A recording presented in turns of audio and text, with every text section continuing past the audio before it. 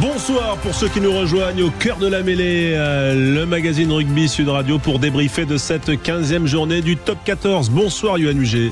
Bonsoir messieurs. Merci d'être avec nous, bien sûr, toujours un plaisir. Il s'est passé plein de choses aujourd'hui, on l'a vécu en direct depuis 15h sur Sud Radio. On sera là ensemble jusqu'à 23h. Il y aura Bayonne-Clermont pour poursuivre cette journée, cette 15e journée qui était une journée de reprise et donc avec son petit lot de surprises. On va y revenir, notamment grâce à Quentin Cabanis qui va nous donner les résultats, mais j'ajoute que vous êtes les bienvenus pour discuter avec nous, interagir avec nous au 0826 300 300. Les résultats de l'après-midi, Quentin Cabanis. Ça a démarré avec le succès du Loup face à La Rochelle 28-17. Ensuite, la section paloise s'est imposée à l'UBB 20-10. Succès de Montpellier face au Racing 44-20. Le Stade français a battu l'USAP 32-19. Le Stade toulousain est trié au Yona 61-34. La autre rencontre qui aura lieu aujourd'hui, c'est Bayonne-Clermont à 21h05. Au classement, le Stade français est leader, égalité de points avec le Stade toulousain. Les deux équipes ont 46 points. Ensuite, on va retrouver l'UBB 41 points, le Racing, Toulon, la section paloise, Clermont, Castres, La Rochelle, Lyon, Bayonne, Perpignan, Montpellier 13e et Oyonnax 14e. Voilà les principales informations. Montpellier quitte la 14e place pour la première fois quasiment de la saison, ou en tout cas depuis le mois d'août. Pau réintègre le top 6 et puis La Rochelle fait du surplace. Voilà en gros les grands enseignements. On va commencer avec toi, Yohan. Tiens, je vous rappelle que vous pouvez appeler au 0826 300 300. Mais Yohan, qu'est-ce que tu as retenu toi de ce multi? C'est le beau résultat de Montpellier? Le très beau résultat de Montpellier depuis le début de la saison, et première victoire à l'extérieur de Montpellier cette saison également, avec une maîtrise totale du match. Clairement, on a vu une belle équipe montpelliéraine se déplacer au Racing, sûrs de leur force, et ils sortent de la zone rouge. Franchement, ils ont réalisé le coup parfait sur la reprise du top 14. Oui, effectivement, avec notamment une composition d'équipe où il y avait beaucoup de joueurs rapides, comme Gandébé, notamment, qui a inscrit un essai en première mi-temps, le deuxième, et puis il y avait eu un essai de Ben Lam, et 3 essais en première mi-temps, Van Resborg notamment, puis Reinhard juste après le repos. Quel joueur t'a plu dans cette équipe de Montpellier, qui était un peu remaniée par rapport à l'équipe type? Il n'y avait pas Doumerou, il n'y avait pas des joueurs cadres, il y avait le jeune Cadeau, il y avait et c'est vrai qu'il y a eu un bel effort collectif. Non, on a senti une équipe montpelliéraine solidaire et en mission carrément pour aller gagner. Je pense qu'ils avaient coché ce match. Ils ont peut-être senti une équipe du Racing un peu en difficulté ces derniers temps. Et Cobus Reinach a fait un match et a marqué un essai extraordinaire sur le début de la deuxième mi-temps, avec 2 ou 3 défenseurs battus, beaucoup de plaquages loupés aussi du côté du Racing, mais il a impulsé, il a amené cette équipe de Montpellier à la victoire. Tout à fait. Une petite stat peut-être avec Rémi Dos Santos qui a commenté ce match pour Sud Radio, le match Racing Montpellier. Eh bien, c'est le nombre de défenseurs battus. C'est assez incroyable. 52 du côté du Racing, 29 du côté de Montpellier.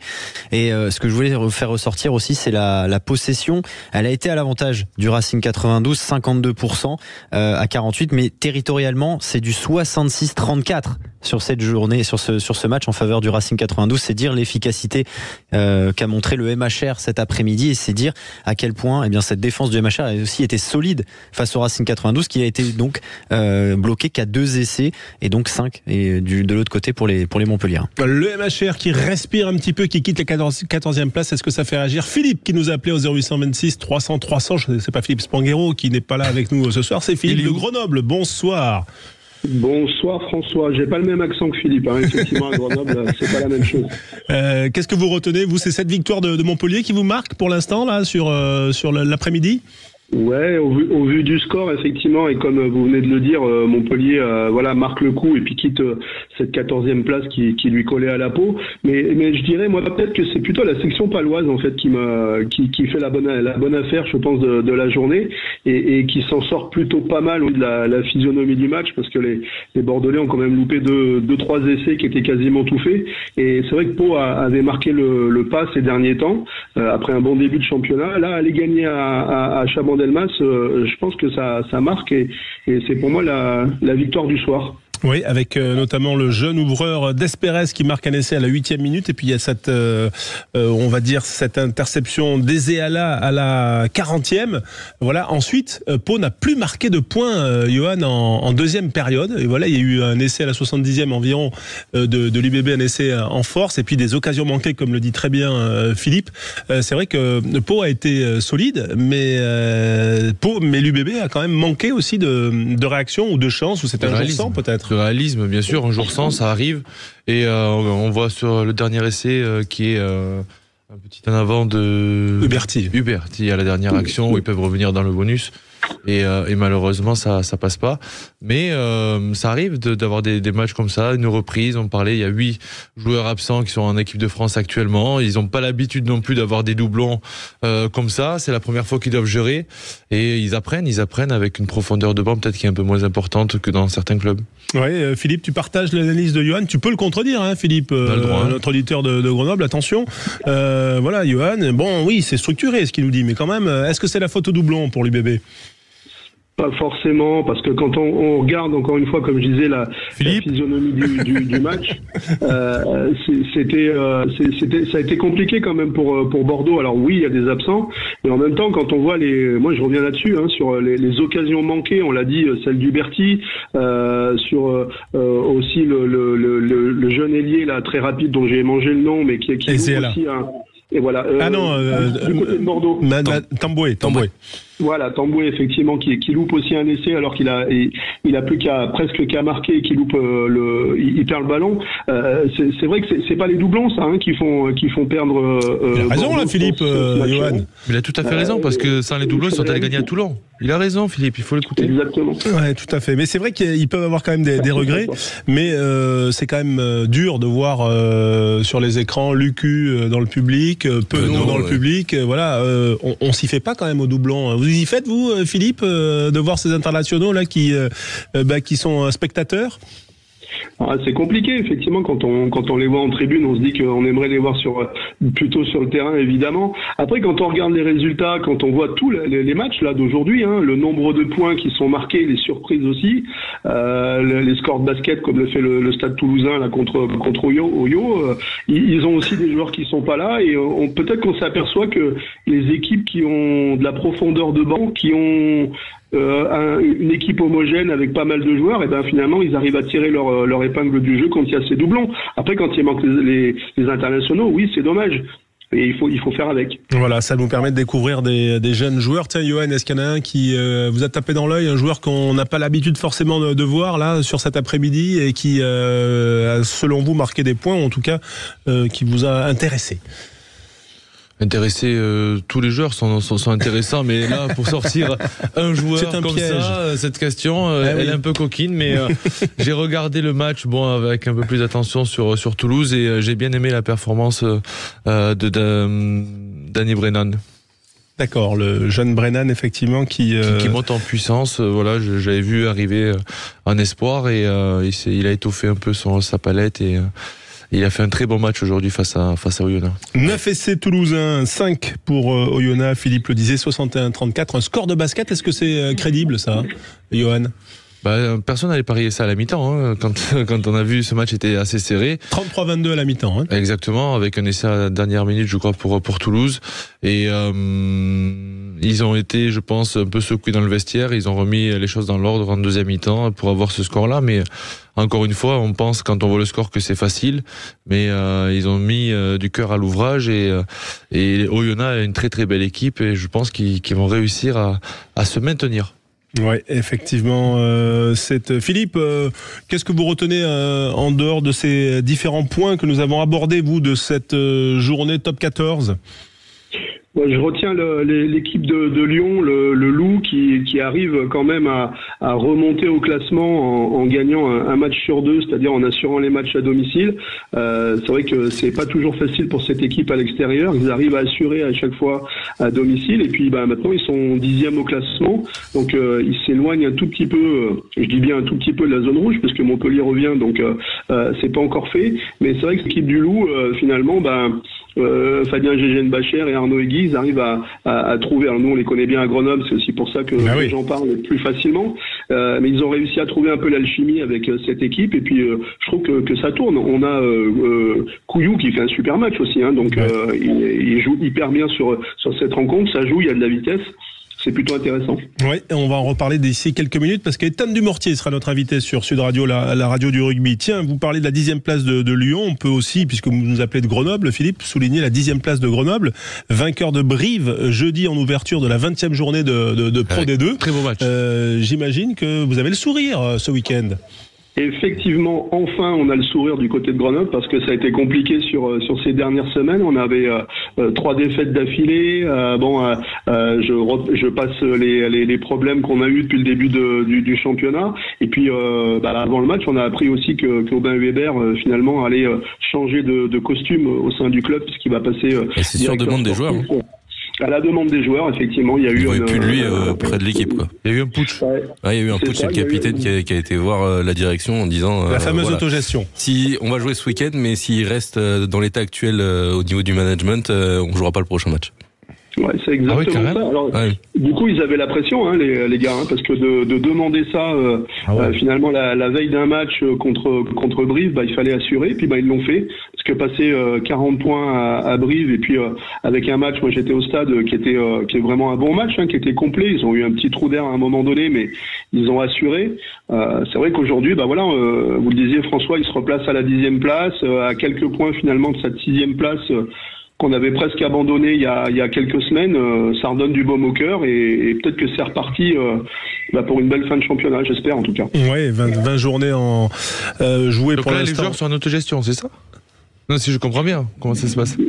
Ça y ressemble en tout cas. Visiblement, les joueurs ont demandé à ce que Aubin Weber ne soit plus celui qui va décider de la composition. Mais là, aujourd'hui, c'est Nicolas Nalo et Patrick Pézry qui prennent la main sur décision du président Goffi. Voilà, 4 points de retard pour les Grenoblois. Voilà, c'était une petite parenthèse Pro D2 dans notre page Top 14 parce qu'on est souple aussi. C'est ça l'intelligence situationnelle aussi sur Sud Radio. On s'adapte aux auditeurs qui nous appellent au 0826 300 300. Merci Philippe d'avoir été avec nous. Merci pour votre regard avisé et passionné sur l'antenne de Sud Radio. À très bientôt sur notre antenne. Avec plaisir, merci à vous. Allez, on se retrouve dans un instant pour parler justement de la victoire de Lyon. On dépend de La Rochelle avec notre invité qui va être là. C'est Étan Dumortier, l'ailier international du Loup. Restez bien avec nous sur Sud Radio. Sud Radio, au cœur de la mêlée, François Trio. Avec vous, les passionnés de rugby sur Sud Radio, la radio du rugby, on débriefe bien sûr la 15e journée avant de se projeter vers le match du soir. Bayonne-Clermont, les résultats ont été assez ébouriffants en cette 15e journée, cette journée de reprise. À l'image de la deuxième période des Lyonnais qui l'ont emporté face à La Rochelle. Ils étaient pourtant menés 17-10. Les Lyonnais face aux Rochelais l'ont emporté finalement 28-17. Yoann Huget est là pour en parler avec nous. Bien sûr, vous êtes les bienvenus au 0826 300 300 comme l'a fait Philippe il y a un instant. Mais c'est Étan Dumortier qu'on est content d'accueillir sur l'antenne de Sud Radio. Bonsoir Étan. Bonsoir. Ailier international du Loup, voilà, qui était absent aujourd'hui, toujours blessé, Étan, mais j'imagine blessé avec le sourire ce soir puisque vos coéquipiers ont renversé une situation qui était un peu compromise. Ouais, effectivement, on a eu un début de match un peu compliqué où on a fait quelques fautes qui nous ont fait perdre des ballons. On a perdu pas mal de ballons dans les zones de contact. On s'est mis un peu en difficulté. On est rentré à la mi-temps en étant derrière au score. Heureusement, je pense que l'équipe s'est mobilisée comme il faut dans le vestiaire. Et on a entamé la deuxième mi-temps comme il faut et on a fini ce match devant. Vous l'avez vécu où, vous, Étan, quand on est blessé comme c'est votre cas, en tribune, j'imagine? Bah ouais, effectivement, hein, pas trop le choix. Du coup, en tribune, à encourager à regarder les copains.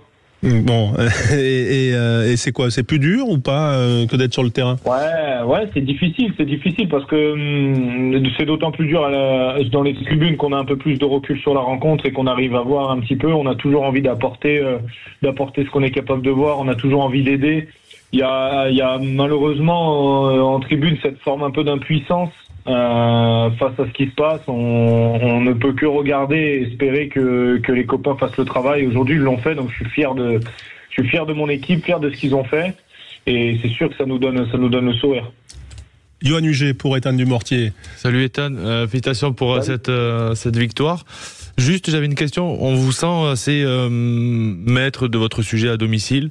Et pourquoi vous n'arrivez pas à le transposer à l'extérieur? On sent que vers la 60e, à l'extérieur, vous avez toujours du mal à vous coller au score. Et on sent un relâchement. Et des fois, comme la dernière sortie, avec un score un peu fleuve.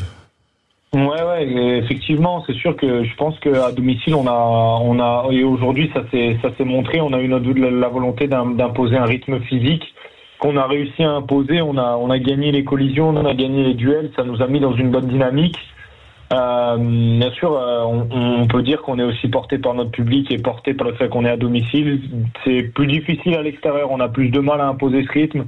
On a plus de mal à résister, je trouve, au rythme qu'imposent les adversaires. Donc, je pense qu'avant tout, c'est dans ces aspects-là où il faut qu'on arrive à, pas forcément dans ce qu'on met sur le terrain, sur l'aspect rugby, mais plutôt dans ce qu'on est capable, d'apporter sur notre engagement et notre agressivité, qui, pour moi, peuvent nous permettre d'être meilleur à l'extérieur, ou au moins d'être plus régulier par rapport aux performances qu'on est capable de faire à domicile. Ouais, sachant que vous êtes davantage déplacé dans la première partie de ce championnat que de jouer à domicile. Vous recevrez d'ailleurs lors de la prochaine journée Oyonnax, voilà, donc le derby. Voilà, le derby. Comment, je sais pas, c'est un derby ou pas, selon vous? Techniquement, oui, c'est un derby. Pour moi, c'est plus près Grenoble. Donc, oui, c'est un derby. Bon, et est-ce que vous le disputerez, ce derby, face à Oyonnax, Étienne Dumortier? Écoutez, normalement, je serai apte.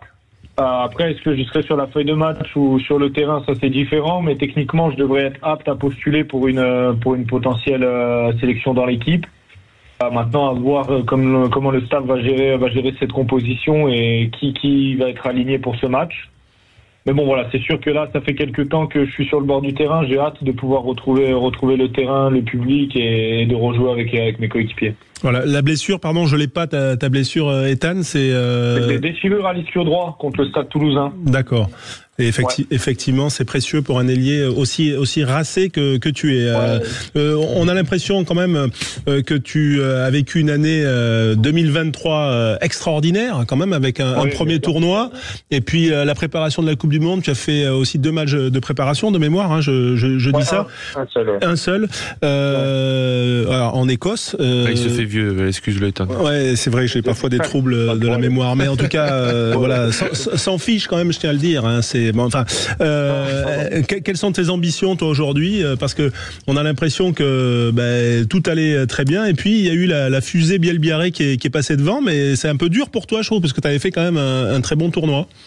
Non, mais après c'est des faits du sport. Je pense que Johan pourra le dire mieux que moi, mais c'est des choses qui arrivent dans une carrière. Je pense que si je peux être réellement sincère, je pense que l'année 2023 pour moi était un peu inespérée. J'étais pas pressenti à faire ce que j'ai fait. C'est une bonne chose. Maintenant, pour moi, l'objectif aujourd'hui, il est de performer avec le Loup Rugby, parce que j'ai un peu moins joué cette saison. J'ai eu quelques pépins physiques. Et puis aujourd'hui, le Loup est un peu en difficulté. On n'est pas là où on devait être. Donc pour moi, l'objectif principal, il est déjà d'assister mon club au maximum et d'essayer d'apporter le plus possible pour qu'on puisse sortir de cette situation un peu compliquée. Et après, bien sûr que l'équipe de France, ça fait partie d'un objectif pour moi. Pour l'instant, je pense pas être éligible à une potentielle sélection au vu de mes performances en ce début de saison et au vu de ce que j'ai montré sur le début de l'année. Maintenant, voilà, je vais continuer à travailler dur pour me donner une nouvelle chance de pouvoir goûter à ça et de montrer de quoi je suis capable. Effectivement, mais Johan, de réaction, parce que non, mais il a raison, et tu as raison. Il a été dans cette position de Louis Biel-Barré avant, quand Gabin Villiers se blesse et Ethan profite de la blessure de Gabin pour lui passer devant et jouer le tournoi. Exactement. Donc c'est la roue, elle tourne, et avec le travail, il va, j'en suis sûr, revenir en pleine possession de ses moyens, déjà retrouver de la confiance. Et ensuite, on le retrouvera en équipe de France. Après, il faut pas quand on a goûté en équipe de France, c'est sûr qu'on a toujours envie d'y revenir. Mais il y a des étapes à passer, être bon en club, et il faut que le club aussi performe. Et on n'est pas tout seul, on joue à 15.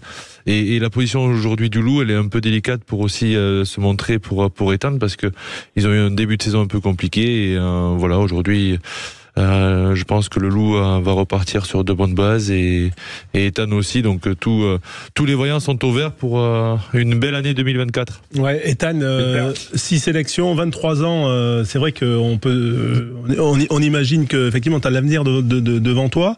Mais cette Coupe du Monde. Faut pas traîner, quand même. Pardon, il faut pas traîner. Faut pas traîner, quand même. Je te rassure, ça passe vite. Hein. Comment tu l'as? Est-ce qu'on t'a bien expliqué le fait de ne pas faire partie de la Coupe du Monde? Est-ce que pour toi, tu es rentré chez toi, j'imagine, avec de la déception, mais comment tu l'as vécu et comment t'as regardé les matchs de l'équipe de France pendant la Coupe du Monde? Non, j'ai suivi l'équipe parce que avant tout c'était mon équipe. J'avais participé à cette préparation, donc j'étais à fond derrière eux, que je sois dans l'équipe ou pas dans l'équipe. Pour moi, c'est représenter le même drapeau. Donc sur ces points-là, c'était pas forcément de la frustration que je ressentais. La frustration, je l'ai plutôt ressentie dans le fait que voilà, c'était des mois qui étaient difficiles, une préparation longue, compliquée. Ça a demandé quand même pas mal de sacrifices. Voilà, pour moi, ça a été dur. J'ai fait qu'un seul match amical alors qu'il y en avait 3. J'ai pas eu la chance de pouvoir matcher avant cette Coupe du Monde un peu plus que ce que j'aurais voulu pour pouvoir en montrer encore un peu plus. Maintenant, voilà, ça fait partie des choix du staff. Je respecte ça. C'est sûr que c'est difficile. Mais bon, ça fait partie du sport et ça va juste me rendre plus fort et me forcer à travailler encore plus pour prouver que j'ai ma place. Johan. Non, il a raison, il est dans une bonne attitude positive et voilà. Après, sur ses choix, et on peut pas contester les choix d'un sélectionneur. Il avait une stratégie bien définie. Il a eu la chance de voir Ethan durant le tournoi, puis la fin de saison aussi. Me semble que tu te blesses, non, sur la fin de saison à l'épaule, ou tu te blesses pas sur la fin? Non, normalement, oui, à un moment sur un match, je crois, mais c'était rien de très très grave. C'est le seul match du Loup que Johan a regardé, en fait. Allez, c'est ça, là. Il a pas apprécié tout à l'heure. Il revient. Mais c'est pas grave. Mais en tout cas, non, mais c'est vrai qu'il faut digérer cette frustration de la Coupe du Monde. Tu l'as bien fait. Et derrière, il faut se concentrer sur les étapes qui arrivent avec la tournée. Je pense qu'il faut viser la tournée d'été et prendre un maximum de plaisir pour se montrer, comme tu dis.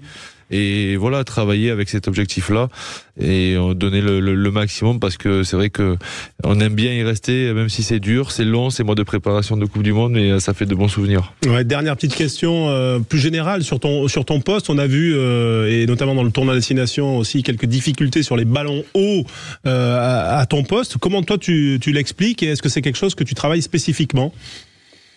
Moi personnellement, oui, je le travaille spécifiquement parce que ça fait partie des aspects de mon jeu que je mets en avant et qui me permettent de mettre du dynamisme dans mon jeu. Donc oui, effectivement, après oui, on a vu que c'était des points un peu compliqués sur notre Coupe du Monde. Il faut aussi penser au fait que dans la stratégie adoptée par le 15 de France et dans l'aspect défensif, c'est rarement les ailiers qui se retrouvent dans le champ profond pour les ballons hauts. C'est très souvent le 10 et le 15 qui défendent. J'ai essayé de leur expliquer, voilà. Ethan, mais ils ont besoin encore de te poser la question, mais ils n'ont pas compris. Voilà, chose aussi à savoir, c'est que la plupart du temps en club, ces 10 et 15 sont pas forcément les joueurs qui s'occupent le 15 beaucoup, mais le 10 un peu moins du second rideau. Donc voilà, c'est des aspects du jeu. Les ballons hauts, c'est quelque chose d'un peu spécifique, je trouve. Donc il y a des joueurs qui sont plus à l'aise que d'autres avec ça. D'autant plus que ça s'apprend pas sur le tas en une semaine. Donc il y a des joueurs qui sont plus à l'aise avec ça parce qu'ils ont beaucoup l'habitude en club de traiter ces ballons. D'autres qui ont moins l'habitude de le traiter et qui se retrouvent avec le 15 de France à le traiter, je pense, plus souvent que prévu. Donc voilà, il y a des choses comme ça qui sont des points où on peut aussi admettre et féliciter les équipes contre qui on joue, parce que dans l'approche des matchs et dans la stratégie, on le fait nous aussi, traquer les points faibles des adversaires, ça fait aussi partie du jeu. On peut pas être parfait partout, donc je pense que bien sûr il y a des endroits où on a été un peu en difficulté, mais on a largement compensé dans d'autres secteurs du jeu où on était bien meilleur que les autres. Je suis pas sûr que ça soit le gros point noir et que ça soit la cause de ce qui nous est arrivé. Loin de là. Maintenant, ton pronostic pour France-Italie sera le mot de la fin, Ethan. France-Italie dimanche prochain. Moi, c'est victoire de la France. Avec le bonus, bien sûr. Oui, bien sûr. N'oublie pas. Et les objectifs avec le Loup? Eh ben, le Loup, on a fait une belle victoire ce week-end. Maintenant, il va falloir valider ce bloc de 4 matchs qu'on a. On reçoit Oyonnax le week-end prochain. On a été très sincèrement malmenés chez eux. On l'a pas oublié. Maintenant, ça va être à nous de montrer qu'à domicile, comme Johan l'a dit, on est capable de monter un beau visage et de montrer une belle équipe. Donc voilà, il va falloir qu'on valide cette double réception. Mais vous regardez plus en bas ou vers en haut? 8 points voilà, vers le top 6, je crois. Top 6 du week-end. On regarde vers en haut, on sait que c'est encore faisable. La saison est longue, on l'a vu la saison dernière, on s'est retrouvé à la fin de la saison 3e, alors qu'on était à 2 matchs de la fin dans 6e, donc ça va vite. Maintenant, on sait que c'est encore possible et on va tout faire pour accrocher ce top 6. Eh bien, on vous le souhaite en tout cas. Merci Ethan Dumortier d'avoir été avec nous en direct sur Sud Radio. Et c'était un plaisir d'échanger. Merci à Johan Huget, même s'il est parfois un petit peu perfide à mon endroit. Voilà. Allez, à bientôt Ethan et bonne reprise. Ouais, bien sûr. Et bonne reprise avec le Loup. Salut Ethan. Merci beaucoup. Bonne soirée. À bientôt. Allez, on se retrouve dans un instant sur Sud Radio, la radio du rugby. Jean-Pierre Rives sera notre invité. Voilà, casque d'or qui sera avec nous. Tiens, on parlera aussi du 15 de France. Avec vous aussi, les auditeurs. Vous êtes les bienvenus au 0826 300 300. À tout de suite. Sud Radio, au cœur de la mêlée, François Trio. Avec vous les passionnés de rugby au cœur de la mêlée, Johan Huget est là, bien sûr. Bon pied, bon oeil. Vous êtes là au 0826 300 300. On rappelle peut-être rapidement les résultats, si vous nous rejoignez, les résultats de la 15e journée du top 14, Quentin. Les résultats donc de cette journée de top 14 avec le succès du Loup face au Stade Rochelet 28-17, la victoire de Pau à Bordeaux 20-10, Montpellier qui a battu le Racing 92 44-20. Le Stade français qui s'est imposé face à l'USAP 32-19 et le Stade toulousain qui a battu Oyonnax largement 61-34. Avec nous, notre invité, et on est content de l'accueillir, c'est Jean-Pierre Rives. Je disais casque d'or, voilà, c'est le surnom dans l'imaginaire collectif, mais c'est surtout un immense joueur qui est avec nous, ancien joueur et capitaine du 15 de France. Salut Jean-Pierre. Oui, bonsoir tout le monde. Merci d'être avec nous en direct sur Sud Radio. Est-ce que un dimanche comme ça, un samedi 17 février, est-ce que Jean-Pierre, tu as regardé ou suivi ou écouté la journée de top 14 ? Non, rien. Malheureusement, j'ai pas aujourd'hui. Bon. Pas aujourd'hui, mais bon. Bon voilà, j'aurais bien aimé, mais j'ai pas pu. Bon, alors ton club de cœur quand même, le Stade Toulousain, on va dire, a balayé Oyonnax. Ça c'est le premier résultat, avec aussi des jeunes et en marquant 9 essais, dont 4 de Paul Graou. Voilà, c'est les premières informations qu'on peut te donner, Jean-Pierre. Bravo et puis, à Paul. Oui. Le Stade Toulousain, je suis très content. Je regarde. Voilà, 2 finales t'as fait avec le Stade Toulousain, Jean-Pierre, on est d'accord ? Oh, je me rappelle plus. Bon. Voilà, une au moins en 80, ça je m'en souviens. Gagné. Mais non, perdu contre Béziers. On a perdu. Ouais. On a toujours perdu. Voilà, mais voilà, ton autre club ensuite ça a été le Racing, il a été battu aujourd'hui par Montpellier qui a décroché une victoire bonifiée au Racing. Voilà, Montpellier qui sort de la 14e place. Ça c'est une Je suis pas très content pour le Racing, mais je suis content pour Bernard. Parce que je sais que Bernard fait des pieds et des mains avec Montpellier, je crois, en ce moment. Et je crois que ça les sort du bazar. Voilà, ça le fait renouer avec le terrain. De la zone rouge. Avec aussi les bonnes émotions, celles du terrain. Est-ce que ces émotions sont toujours là pour toi, Jean-Pierre, et est-ce que parfois elles te manquent, les émotions du terrain ? Non, ça ne me manque pas parce que je peux pas. Moi, j'ai tellement été gâté par la vie et le sort et la vie du rugby que je peux pas dire non. Il y a rien qui me manque. J'ai été comblé plus qu'à mon tour, et donc j'ai aucun. Je peux pas avoir de regrets. C'est pas possible. Pas de regrets, mais est-ce que par exemple un match du 15 de France, ça éveille toujours ce petit frisson? Non, parce que je trouve que je sais pas. Je suis vraiment devenu un spectateur, pas joueur du tout.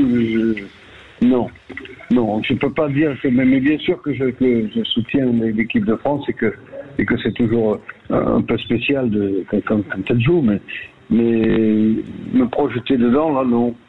Non, puis ils sont costauds, j'ai pas envie de me faire mal. C'est vrai que c'est pas tout à fait le même sport. En tout cas, il y a une évolution du sport, mais enfin déjà à ton époque, l'évolution des règles. Les joueurs, il y avait déjà des costauds. On avait des costauds. Mais c'est les règles qui ont beaucoup changé. Je sais pas si c'est pour en bien. J'en sais rien. Je sais pas. Il y a des choses qui me surprennent.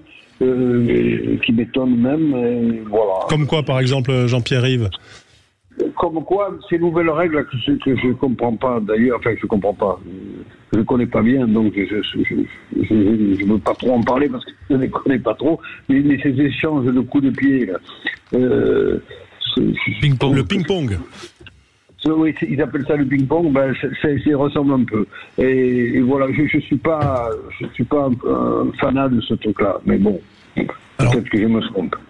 Ben justement, c'est un truc dont on parle souvent sur Sud Radio, au cœur de la mêlée. Voilà, on essaye de comprendre pourquoi. Alors, la stratégie, on la comprend, la stratégie du jeu, mais comment on pourrait faire pour essayer d'empêcher ces moments qui sont un peu indigestes dans les matchs et surtout qui sont un peu contraires à l'esprit du jeu, Jean-Pierre. Qu'est-ce que tu en penses? Oui, c'est contraire à l'esprit du jeu et surtout à l'esprit d'attaque. Et je voudrais savoir qui c'est qui a inventé ça. Je voudrais savoir qui a fait ça. Je voudrais le voir. Ça doit être des Anglais, je pense. Ce sont les Anglais, ça ne m'étonne pas. Johan, tiens, c'est intéressant ce que nous dit Jean-Pierre et son regard. Certes, il a du recul et il a bien raison, mais c'est vrai que le ping-pong rugby est devenu un peu une perversion du jeu finalement. Oui, exactement, c'est une perversion du jeu. Et tout Français ou joueur de rugby, on essaie de contourner un peu cette règle. On a trouvé ça sur un peu la loi Dupont. C'est quoi la loi Dupont là? J'en entends parler. C'est ça, c'est exactement, c'est parce qu'Antoine est allé voir l'arbitre lui disant que pour être remis en jeu, il faut que le défenseur n'est pas obligé de retourner en arrière. Il est remis en jeu par l'attaquant s'il fait plus de 5 mètres.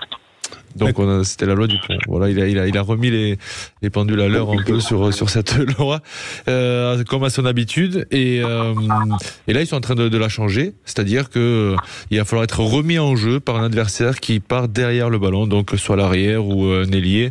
Et voilà, donc c'est en train d'évoluer parce qu'ils ont bien vu que ça tournait un peu dérision du rugby et du sport un peu. Voilà, ces moments qui durent un petit peu trop, on essaye de pousser l'adversaire à la faute avec cet échange de jeu au pied. Donc en gros, Antoine Dupont, il a lu le règlement. Exactement. Il a compris qu'il n'y avait pas forcément besoin de revenir 10 mètres en arrière ou d'être forcément remis en jeu. Il fallait faire une statue, voilà. et jouer au jeu de la statue. Que l'attaquant devait faire plus de 5 mètres. Voilà. Et ce qui explique quand même que le ping-pong rugby se soit développé. Il y a toujours un demi-mêlée quand même pour jouer des règles, Jean-Pierre, hein, dans le rugby de tout temps. Hein, ça. Je sais pas, mais moi j'ai toujours été un petit peu. Ça va, Johan? Bonjour. Bonjour Jean-Pierre, pardon. Je voulais te dire bonjour. Oui, moi j'étais un peu. J'aime pas trop le règlement, j'aime pas trop les arbitres, j'aimais pas trop ça. Mais là, je comprends rien. Alors, mais j'ai jamais trop compris. Alors, mais là, c'est compliqué. Là, c'est compliqué. Puis il faut m'expliquer. Il y a un autre truc aussi que je comprends pas bien. C'est qu'il y a un porteur du ballon et puis il y a des joueurs qui passent devant. Souvent. Oui. Ah oui, les leurs. Et ça, on le siffle plus. Alors, s'il n'y a plus d'hors-jeu, pourquoi on va faire comme au football américain, on va galoper, se mettre dans le but et on se faire une passe. On a le droit de faire ça maintenant? Non. Ouais, tiens, Johan, c'est les leurs dont parle Jean-Pierre. Non, Jean-Pierre, il parle justement des coups de pied et des gens qui sont pas remis en jeu et qui attendent devant Ceux qui passent devant, on passe dans leur dos. Ouais, c'est ça, c'est les leurs. Les leurs, exactement. Vous appelez les leurs, là. Nous, on a pris ça des gens qui étaient en jeu. C'est ça. Mais on se sert beaucoup du 13, donc on a vu ça au 13 avec des gens qui passaient en leurre comme ça, et du coup, on essaye de se nourrir d'autres sports pour essayer de porter, d'avancer. Mais moi, des fois, j'ai l'impression qu'on perd un joueur, un ou deux joueurs dans ces leurres-là, on les perd en attaque. Il vaut mieux les avoir derrière soi, les gros, que devant. Ouais, mais c'est vrai que tu parlais du jeu à 13, c'est vrai que aujourd'hui, le rugby à 15, ressemble plus aux joueurs 13 par cette manière de jouer. D'ailleurs, les mêlées sont un peu aussi dans l'à peu près. Je vois les mêlées qui mettent les ballons dans le truc. Ça, à notre époque, ça a occasionné quelques bagarres générales. Mais bon, aujourd'hui, c'est interdit, Jean-Pierre. C'est interdit aujourd'hui. On n'a plus le droit. Tout est filmé. Je sais bien. Heureusement. Non, Jean-Pierre, ce que je veux dire, c'est que l'introduction est souvent dans les pieds du numéro 8 et qu'à l'époque, c'était pas toléré. On le mettait vraiment au milieu. Non, il fallait le mettre au milieu, quand on ne le mettait pas au milieu. Il y avait des spécialistes, des grands spécialistes. Il y avait Richard qui était très fort, Richard Rast, qui était très fort pour ça, et qui a fait pour la mettre au milieu. Voilà, Richard Rast, ancien demi-mêlée. Il avait surtout un gros pack avec lui, des gros méchants. Voilà, de Béziers, 10 fois champion de France, les Biterrois années 70 jusqu'en 84 notamment, et Béziers qui retrouve des couleurs en Pro D2 actuellement. Jean-Pierre, cette trésisation, on va l'appeler ça, du rugby à 15. Faut pas exagérer. Non, parce qu'aujourd'hui les joueurs sont formidables, ils sont en forme, ils courent, et puis ils ont pas envie de donner un coup de pied dans la figure de l'autre avant de jouer au rugby, et ça c'est remarquable. Non, mais je trouve que là, on fait la part belle aux arbitres, ils sont bien habillés, ils ont des jolis t-shirts. Ils sont musclés, hein. Certains sont musclés même. Hein. Oui, ils font de la musculation, c'est très bien, mais c'est pas le truc, c'est pas eux, ce sont les joueurs. Il faudrait que les joueurs, on les laisse jouer, voilà. Et par le règlement d'abord, parce que ne pas trouver jouer à autre chose qu'à se faire des passes et essayer d'avancer en se faisant des passes, et non pas en essayant de je sais pas quoi. Voilà. Ouais. Mais les joueurs sont remarquables. On a des joueurs remarquables. Ouais. Magnifique. Même si le 15 de France a l'air un petit peu dans le creux là après cette Coupe du Monde. Alors là, il y a un autre truc qu'il faudrait que je comprenne parce que je n'ai pas bien compris.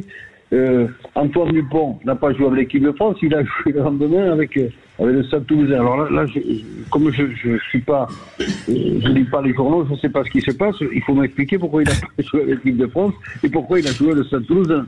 Alors alors il veut plus jouer à l'équipe de France ou alors il joue en équipe de France à 7. Il est parti là, il est parti avec l'équipe de France à 7 là, jouer pour le tournoi de Los Angeles de Vancouver d'abord. Oui, mais c'est magnifique. Mais il n'était pas parti là, il était là. Oui, toi Jean-Pierre, tu penses qu'on peut quand même encore continuer à jouer à 15 et à 7 ? C'est des choses que peut-être... Non, mais ça, j'en sais pas. Puis si Antoine, il a envie de jouer à 15 à 7, pourquoi pas ? Tant mieux. Il a tellement de qualité, il peut jouer même à 13 s'il veut. Non, mais je pense que c'était, Jean-Pierre, c'était pour l'effet de groupe. On peut pas l'utiliser juste pour un match et ensuite, partir. Parce que quand même, il faut construire le groupe sur toute la durée du tournoi. Et c'était pas nécessaire de le faire jouer. Mais il aurait joué l'Irlande et c'est tout après. Ah ouais, je sais pas si pouvait que je avec l'Irlande, mais c'était déjà pas mal. Ils ont gagné facilement, donc il n'y a pas de problème. Mais disons que si je suis ton raisonnement, Jean-Pierre, toi tu l'aurais fait jouer, même s'il n'avait pas pu faire la fin du tournoi, face à l'Irlande, plutôt que le lendemain avec son club.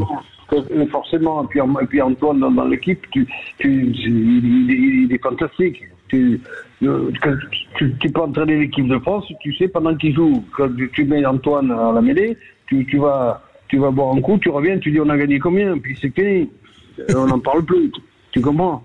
C'est un match winner, ce garçon, c'est incroyable. Il n'est pas dans l'équipe, c'est plus difficile. En plus, le pauvre capitaine, c'est ouvert le genou, alors c'est pas très... Mais il y a des joueurs remarquables, c'est pas ce que je veux dire, mais quand on a la chance d'avoir Dupont, de ne pas le faire jouer, je crois qu'il faut être tombé sur la tête un peu. Ils ont pris des coups peut-être, un peu trop. Ouais, c'est les difficiles... C'est des mecs de mon époque, ça doit être ça. Ils ont pris trop de coups dans la tête.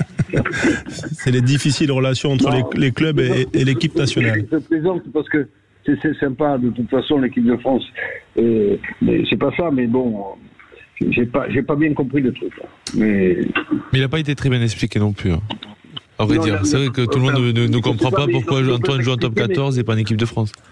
Ils ont expliqué peut-être, mais j'étais pas là ce jour-là. Mais c'est pas grave. mais ceci dit, Jean-Pierre, moi j'avais la chance d'être à Marseille et on a croisé beaucoup d'Irlandais après le match. Ils disaient Where is Dupont? Ils disaient ouais. Le kitchen. Non, c'était pas. Tout à fait. Moi, je serais In Toulouse. à la place des Irlandais ou des Anglais, je dirais on veut pas Dupont. mais c'est pas faux. Le creux quand même de l'équipe de France, on sent quand même qu'il y a un peu le traumatisme de la Coupe du Monde qui n'a pas été complètement évacué. Il faut arrêter l'histoire là. C'est pas la Coupe du Monde. La Coupe du Monde, ils ont joué, ils l'ont perdu. Là aussi, c'est pareil. On ne sait pas trop comment ni pourquoi. Mais bon, ça c'est une autre histoire. Mais après, ce sont des joueurs de rugby. Le match qui compte, c'est le match de demain. Alors bien sûr qu'il vaut mieux gagner celui d'hier, mais non, faut pas. C'est pas parce qu'on a perdu la Coupe du Monde que pendant 4 ans on va se morfondre. Il faut être sensé. Ça, c'est des trucs de. C'est pour écrire des articles, mais c'est pas vrai. En match de rugby, le mec il est dans le vestiaire, là, il pense à ce qu'il va faire, et il pense que c'est fini. Et puis on passe au suivant. C'est normal. Mais Johan, est-ce que tu partages l'avis de Jean-Pierre Rive? On ne peut que partager l'avis de Jean-Pierre Rive. Il a raison parce que non, mais t'as raison, Jean-Pierre. C'est qu'aujourd'hui, on pense qu'on est sur la continuité, alors qu'on en parlait lundi dernier. On est sur une reconstruction. On a beaucoup de jeunes joueurs qui sont là, et il faut leur laisser le temps. Je pense qu'il faut leur laisser 1 an ou 2 pour que toute cette mayonnaise elle reprenne et surtout avoir une bonne communication autour de ça. Et même ils peuvent arriver beaucoup plus vite. Toi, tu as suffisamment fait le truc pour le savoir. Et voilà. Moi, je suis persuadé qu'après, il y a de très bons joueurs, il y a d'excellents joueurs. Et voilà, il faut les bons joueurs, il faut les faire jouer. Si on ne les fait pas jouer, c'est embêtant. Bon, est-ce qu'il y a un joueur qui, justement, puisque Dupont n'est pas là, qui te plaît ou qui te séduit depuis le début de ce tournoi? Moi, je les trouve tous très bons parce qu'ils jouent au rugby, ils le font très bien. Alors, ce qui me plaît, c'est un peu ceux qui désobéissent un peu. Il y a le demi-mêlée le pauvre là, de Toulon là, qui je trouve Baptiste Baptiste Serin, je le trouve moi formidable parce que il est imprévisible. Il faut arrêter ce rugby où on est à 10 mètres de la ligne et on tape en touche pour faire une touche pour récupérer le ballon qu'on fait un molle. C'est impensable, peut-être pareil. Pourquoi ils font pas le molle tout de suite? Ouais, mais t'es sûr d'avoir le ballon au moins. Non, mais il y a des trucs que je comprends pas. Il y a des trucs que je comprends pas. Et Baptiste, il est dans la surprise. Alors, il faut nous surprendre un peu. Nous, spectateurs, on est assis comme des oies stupides dans un truc, dans un pas. Il faut nous surprendre. Il faut qu'on vive un peu. C'est pas surprenant. Alors, on sait qu'ils vont taper. Alors après, il y a l'arbitre qui fait le carré. On peut regarder s'il a tapé du bon pied, du bon côté. Non, il faut un peu de surprise. Il faut un peu faut être surpris à ce jeu. Il faut que nous, on bouge pas, on va être surpris. Je sais pas ce que vous en pensez, mais et c'est vrai qu'il faut de la malice. Mais ceci dit, tu vois, Montpellier tout à l'heure a décroché son bonus offensif pour marquer son dernier essai, son 5e essai, en n'allant pas en touche et en faisant une pénalité, en jouant à la main, une pénalité avec les gros plutôt rapidement et sans passer par la case touche et ballon porté. Et pardon, excuse-moi de t'interrompre, mais je suis allé cet après-midi voir un match de rugby. Et c'était à Grimont, des petits qui jouaient contre des gens d'Orange. Voilà. Et ils font comme les grands. Pareil. Ils font pareil. Ils vous copient. Ils copient les grands. Donc, montrez-leur des trucs sympas. Montrez-leur que truc, voilà. Mais quand ils sont à 3 mètres de la ligne et qu'ils tapent en touche, je comprends pas. Moi, je comprends pas. Mais peut-être que je suis resté un peu vieux. Mais ça fait quoi alors, Grimaud Orange? Ça fait quoi, Grimaud Orange, Jean-Pierre? Ah ben, c'était les juniors. Ils ont gagné. Mais Orange s'est bien battu. Alors, Grimaud a gagné. Alors, on était très contents. Voilà. Moi, mon petit qui joue, je suis allé voir. Je comprends rien, c'est formidable. Et ton petit joue quel poste alors? Alors, il joue deuxième ligne pour le moment. Et voilà, il est très content. Ils sont là. Ils sautent. Il m'a expliqué les règles que je ne comprends toujours pas. Et voilà. Mais c'était formidable. C'est ça que ça se battait beaucoup à l'époque. Est-ce que quand tu jouais, tu les comprenais, Jean-Pierre, parce que tu étais capitaine, tu parlais aux arbitres quand même? Oui, mais justement, ils ne voulaient pas que je leur parle parce que je ne comprenais rien à ce qu'ils disaient d'abord. Mais bon, non. Donc, il y avait des gens à côté qui étaient beaucoup plus intelligents que moi et qui comprenaient. Enfin, ils comprenaient. C'est pas qu'ils comprenaient, mais ils faisaient semblant de comprendre, ça suffisait. Bon, le rugby, tu as une phrase qui a été magnifique et que tout le monde reprend, qui est le rugby, c'est 15 copains avec un ballon et quand il n'y a plus le ballon, il reste les copains. Voilà. C'est toujours le cas? Oui, bien sûr. Alors, mon époque, là, on est un peu moins, mais ça va. Oui, bien sûr. Bien sûr, et c'est bien pour les jeunes, et c'est la même chose, et c'est formidable. Et Johan va pas me contredire, c'est la même chose. Voilà. Et même, j'arrive, il y a des jours où je sais plus si j'ai joué. Je sais plus si j'ai joué avec Johan alors qu'il a joué 40 ans après moi et on se mélange tout. On se mélange tout. On est tous de la même famille.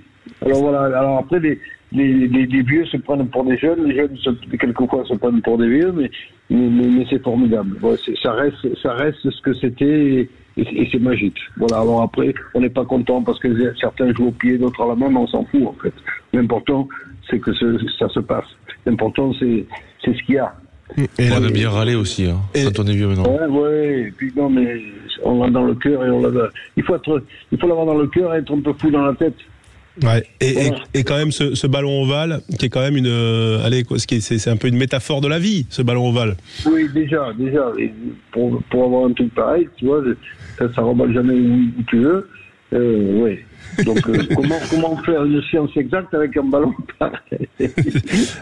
C'est vrai. Bon, parfois on fait des défenses de trésistes et des leurres aussi en attaque, mais le ballon reste ovale et c'est ce qui peut-être peut sauver ce sport qui est si différent. Non, il n'a pas besoin d'être sauvé parce qu'il est formidable. Il y a des joueurs remarquables.